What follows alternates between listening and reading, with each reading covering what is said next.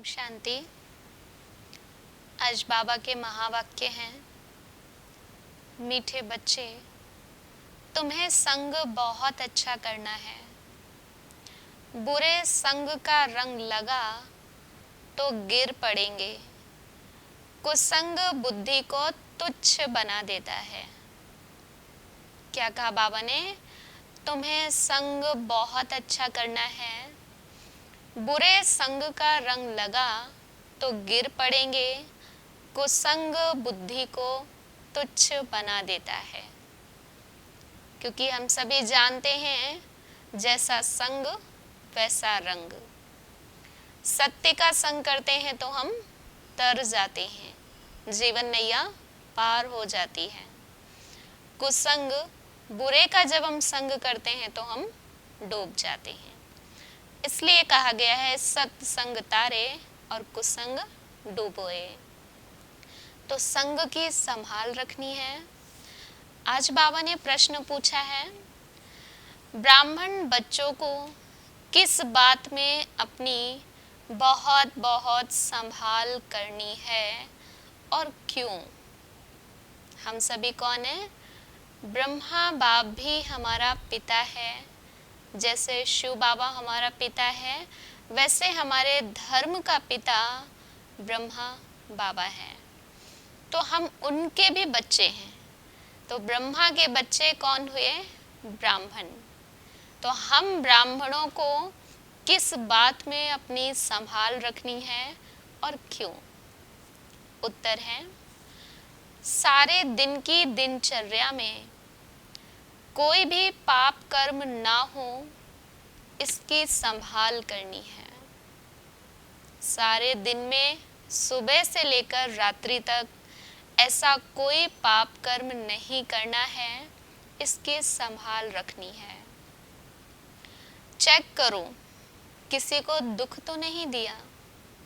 बीच बीच में हमें चेक करना है, किसी को दुख तो नहीं दिया। कितना हम बाबा को याद करते हैं, ये भी चेक करो। दो बातें चेक करनी है, कितना हम बाबा को याद करते हैं और दूसरा, किसी को दुख तो नहीं दिया है। दुख देंगे तो हमें भी दुख मिलेगा, क्योंकि हम जो देंगे बदले में हमें मिलेगा। गीत है आज का, इस पाप की दुनिया से कहीं दूर ले चल। बाबा रोज एक मुरली क्लास में गीत बजवाते थे।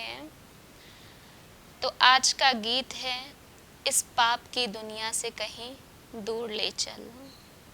ओम शांति। पाप आत्माओं की दुनिया और पुण्य आत्माओं की दुनिया नाम आत्माओं पर ही रखा जाता है। लोग कहते हैं ना, पाप आत्मा और पुण्य आत्मा। तो आत्मा ही पाप बनती है और आत्मा ही पुण्य आत्मा भी बनती है।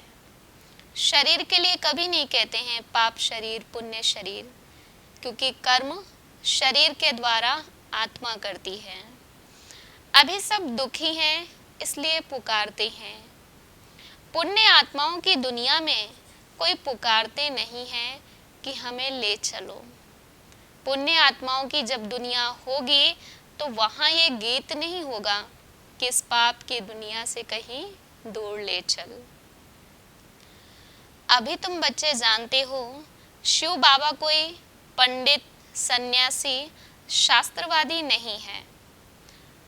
शिव बाबा तो स्वयं ज्ञान का सागर है।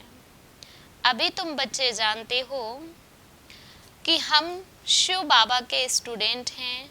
वो ऊंचे ते ऊंचा भगवान है, सबसे ऊंचा है, श्रेष्ठ है। बाबा घड़ी घड़ी बच्चों को कहते हैं, तुम स्टूडेंट हो, इसलिए तुम्हें अच्छी रीति पढ़ना है। हम पढ़ेंगे तभी तुम अच्छे नंबरों से पास होंगे। तो यहाँ पर भी बाबा क्या कहते हैं, बच्चे अच्छी रीति पढ़ो, गफलत नहीं करो, पढ़ाई में गफलत, टाइम वेस्ट नहीं करो और कुसंग में नहीं फंसो। हम बच्चों को बचाते हैं ना कुसंग से, तो शिव बाबा के भी हम बच्चे हैं। तो बाबा हमें श्रीमत दे रहे, बच्चे कुसंग में नहीं फंसो, नहीं तो नापास हो जाएंगे, गिर जाएंगे, नुकसान हम बच्चों का ही है। और सबसे पहला नुकसान हमारा होता है, हमारी बुद्धि तुच्छ बन जाती है। जो हमारी बुद्धि स्वच्छ होनी चाहिए, तीव्र बुद्धि होनी चाहिए, लेकिन जब हम बुरे संग में फंस जाते हैं तो सबसे पहले बुद्धि का ही नाश होता है, बुद्धि ही तुच्छ बनती है। कई बच्चे जानते हैं हम क्या थे, हमने क्या पाप किए हैं, अब हमें बाबा को बताने हैं। अगर हम बाबा को बता देते हैं कि हमने ये पाप किया है, तो बाबा हमें आधा माफ़ कर देता है। दुनिया में भी यही चीज़ है, अगर हम गलती करके खुद बता देते हैं तो हमें आधा माफ़ कर दिया जाता है। तो जो भी पाप कर्म हुए हैं अभी तक, वो सारे बाबा को बताने हैं। और इसके साथ साथ इस पुरानी दुनिया में कोई भी ममत्व नहीं रखो, मोह नहीं रखना है। जो है जितना है बहुत है, क्योंकि पेट को ज़्यादा नहीं चाहिए। फालतू चीज़ों पर खर्चा करते रहते हैं, ज़रूरत नहीं है खर्चा करने की, फिर भी बहुत खर्च करते रहते हैं। तुम बच्चे जानते हो शिव बाबा ऊंचे ते ऊंचा है, और वो आते भी भारत में ही हैं।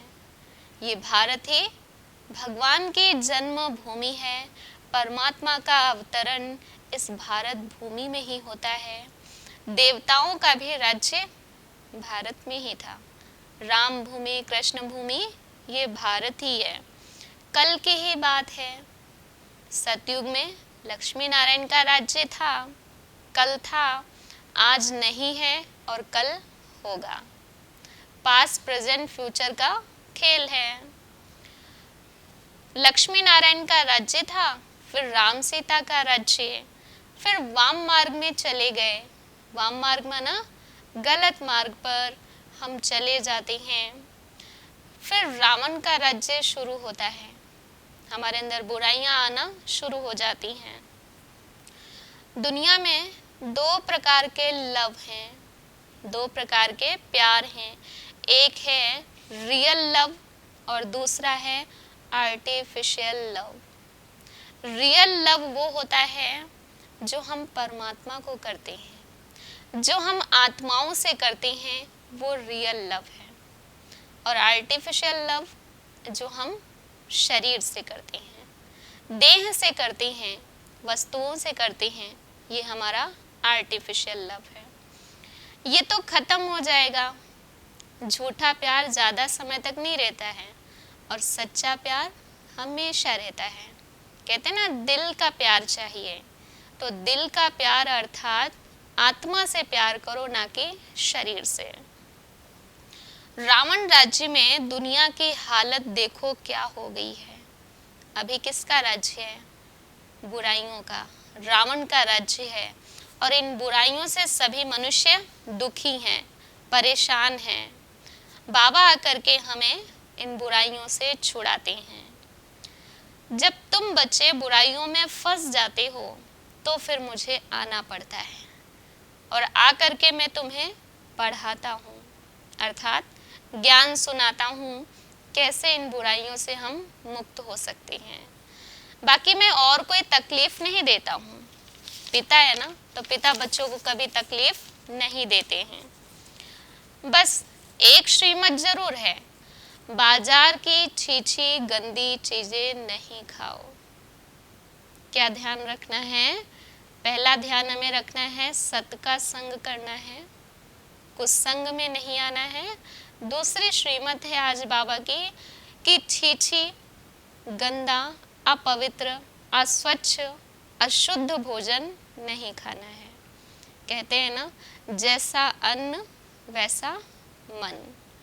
अन्न का असर हमारे मन पर बहुत पड़ता है, इसलिए परमात्मा के याद का बना हुआ सात्विक पवित्र भोजन ही हमें खाना है, जिससे हमारा मन भी सात्विक पवित्र बनेगा।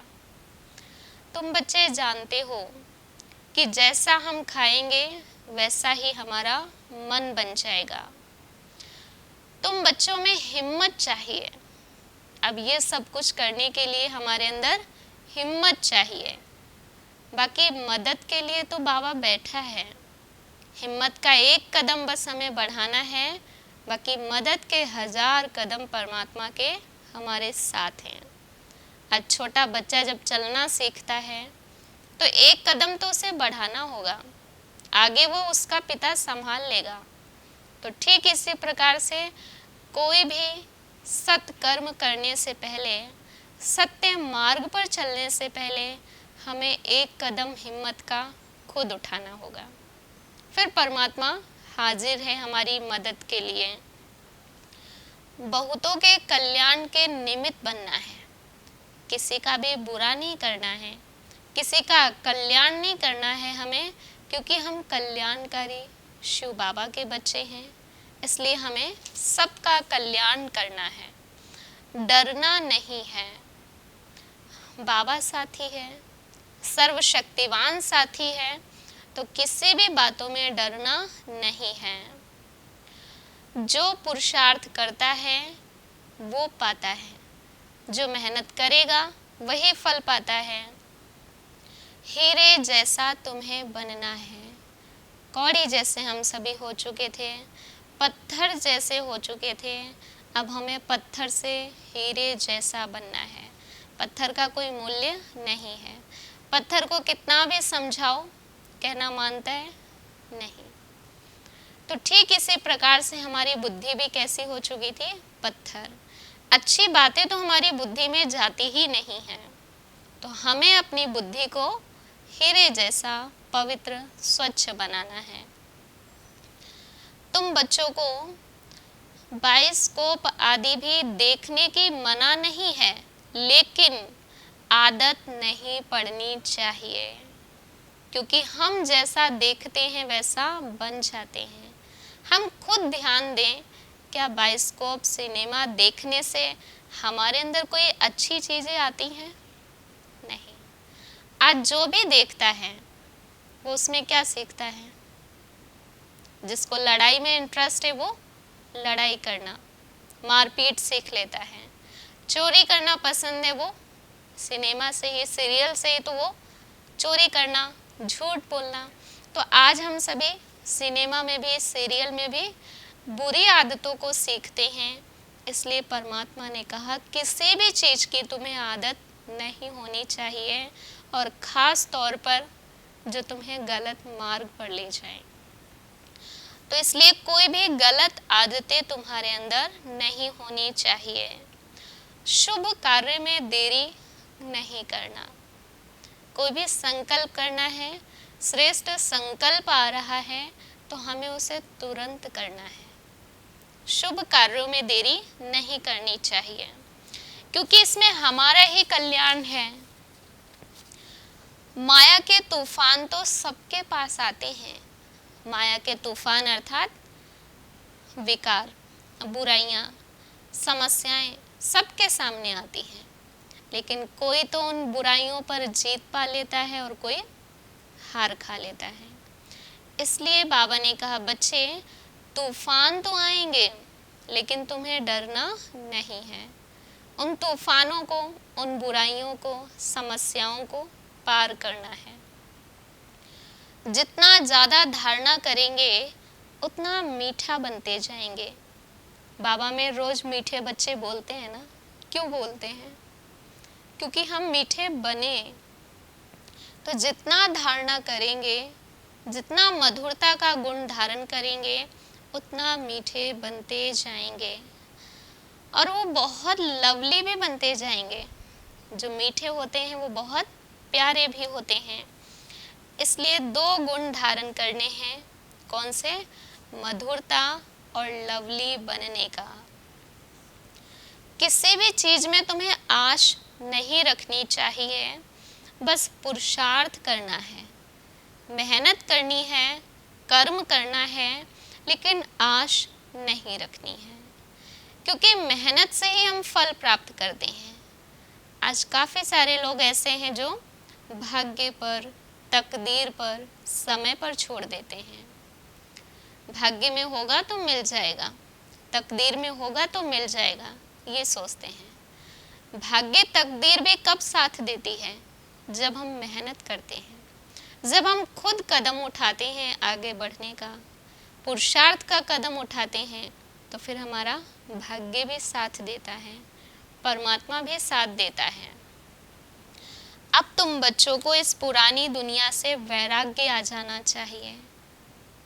ये दुनिया कांटों का जंगल ही तो है, बुराइयों से भरपूर दुनिया है, चारों तरफ दुख ही दुख है, भ्रष्टाचार है। तो इस दुनिया से तुम्हारा मोह होना चाहिए?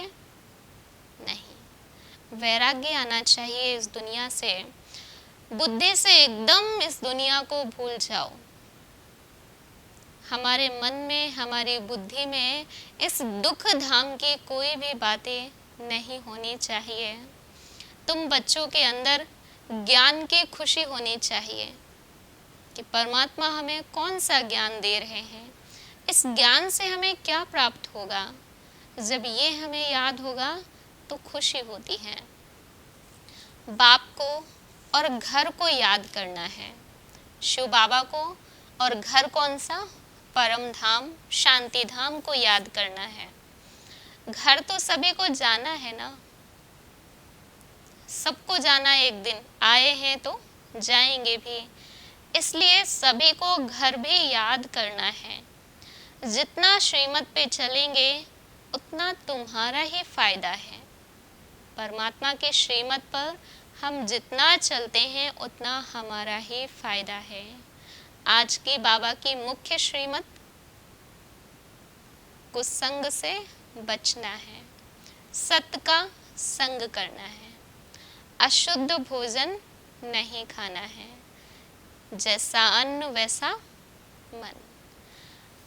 बाप को और घर को याद करना है, ये बाबा की मुख्य श्रीमत है, इनका ही हमें चिंतन करना है, तो तुम्हारा ही फायदा है। अच्छा, मीठे मीठे सिकिल दे बच्चों प्रति माता पिता बाप दादा का याद, प्यार और गुड मॉर्निंग।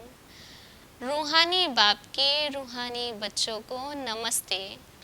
हम रूहानी बच्चों की रूहानी बाप दादा को याद, प्यार, गुड मॉर्निंग, नमस्ते बाबा, नमस्ते।